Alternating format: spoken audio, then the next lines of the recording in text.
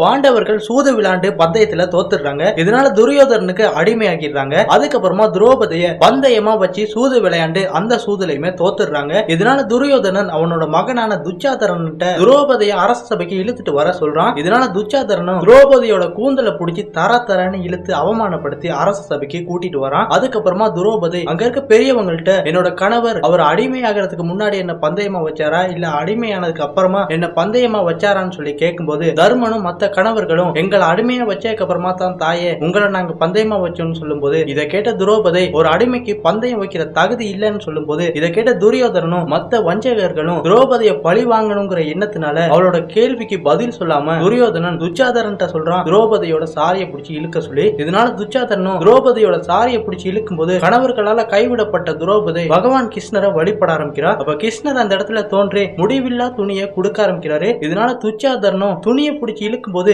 மலை மாதிரி துணி வந்துகிட்டே இருக்கு. அப்படியே திரௌபதியை சுத்தி ஒரு மலை போல துணி வளர்ந்துகிட்டே போகுது. இதனால துச்சாதரனும் களைப்படைஞ்சு அந்த இடத்துல மயங்கி விழுந்துடுறான். அதுக்கப்புறமா அவமானப்பட்ட திரௌபதி அவளோட கூந்தலை விரிச்சு இந்த துச்சாதரனோட மார்பை பொளந்து என்னோட கணவன் எப்ப என்னோட முடியில வைக்கிறாரோ அப்பதான் என்னோட முடியை கட்டுவேன்னு சொல்லி ஒரு சபதத்தை எடுக்கிறாங்க.